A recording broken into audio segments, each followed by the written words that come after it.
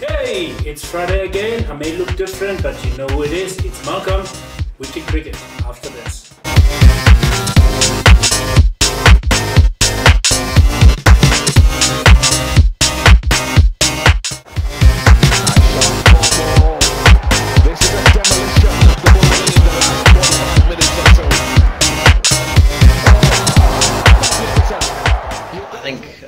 You would say unbelievable, but this is the second time I've seen a performance like this from AB de Villiers in the space of a month. It really is a remarkable player.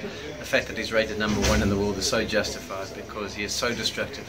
It's another example of how he scores 360 degrees around the pitch.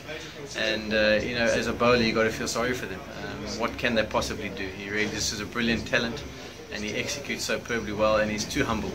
He said that he just got lucky. Well, it's the second time I've seen him get lucky in the space of a month, as I said. He's a class player.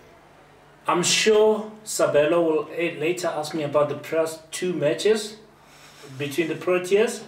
But hey, I just want to touch a little bit on what South Africa need to do in terms of from the bowling point of view. I mean, the batting, we look good, we look great, we're sharp. But I just want to sort of like touch on a little bit on the batting. If you can join me a little bit up here.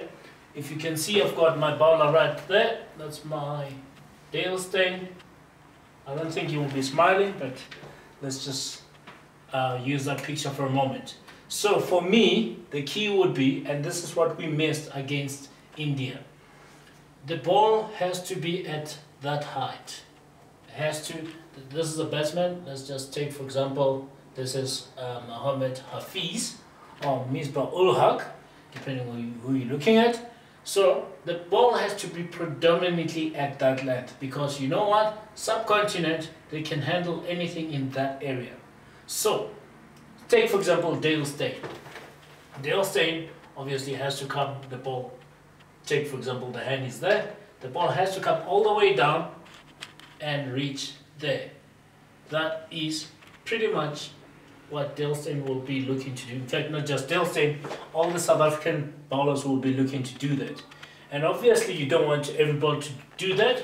So what Caxton will probably do, will give them maybe 3 or 4 balls like that, and then follow it up with something that goes like that. Okay? Why? Because you're pushing this guy back. He's used to playing back, and suddenly he has to go forward. And I think that is where the winning in terms of the bowling against Pakistan is going to come up. And as I said, my man is probably itching to ask questions this week. What have you got for me, Mr. Subs? Oh, well, hi everyone, welcome you to another edition of Sports Pellet.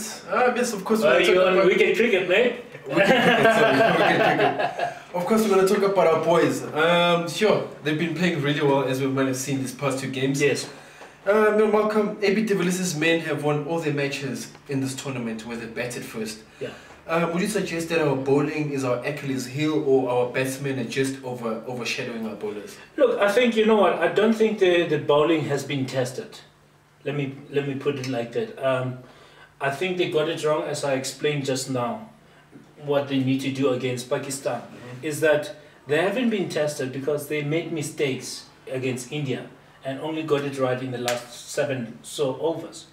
But like you say, I think it's a matter of luck. They've been just overshadowed by the brilliant batting that we've been seeing. Yes. All right, moving right along. We've been absolutely ruthless against the so-called minnows of the tournament.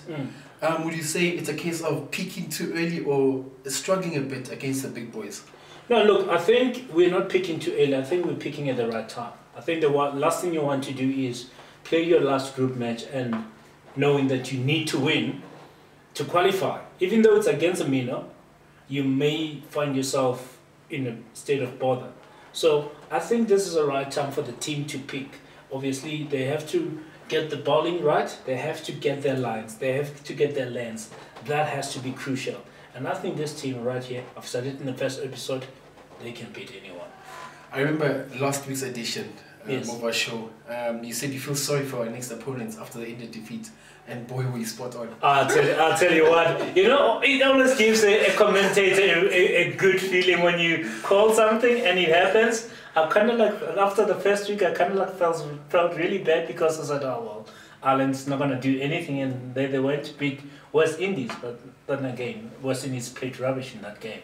So, look, I've seen South Africa play over the years.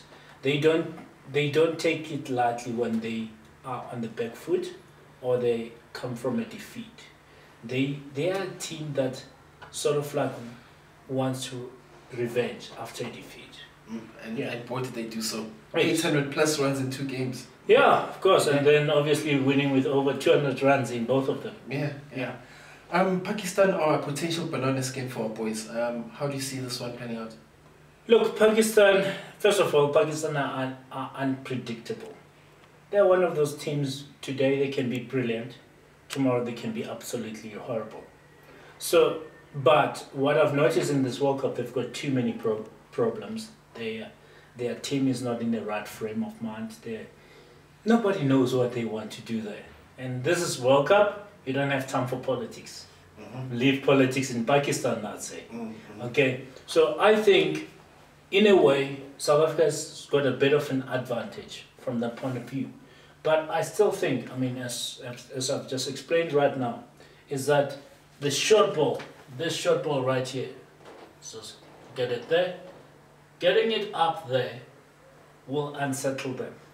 Imagine playing back. I mean, I've been in a situation where I'm betting, the bowler gets it short for 3 balls, even if it's for 2 balls, and then follows it up with this length, puts it up there. Normally I'll be confident driving, but guess what? Because I'm caught flat-footed, my feet are not moving, I'm a very good candidate for either caught behind or a ball. Okay. Yeah. Okay, move right along. Sure, it wasn't part of the plan of the show today, but I'm going to include Quinton de Kock. What do you do with Quinton de Kock as a Proteas coach? Do you give him time and hope he's going to click soon, or swap out batting order? No. I think, you know what, I don't think you should even swap the batting order. You know what? It's happened to the best of batsmen. What Quinton is going through is one of those things. Let's not forget, before the World Cup and before his injury, he came from big runs. The boy is averaging over 40 in ODIs. He's a quality player. Leave him there. The only thing if I was the coach, I would say, listen, Quinton, take your time. We know you can score big runs. Don't try and score big runs. And I think sometimes the batsman needs to realize, I think Herschel has been through that patch as well. And what he did to get out of it is just he made sure he stays in. Quinton needs to stay in, and boy, oh boy, it's coming. It's due a big one. Well, there you have it, folks. This is enough for this week's show. And catch our boys 3 o'clock in the morning on Saturday. I know it's a ridiculous time to wake up at. Hey, I'm waking up that time. My green and gold on as always. Catch you guys next week. And of course, this guy, he thought we were on Spot Planet, but we're not. There you go. But he still has it. Check it out as well. Cheers. Cheers.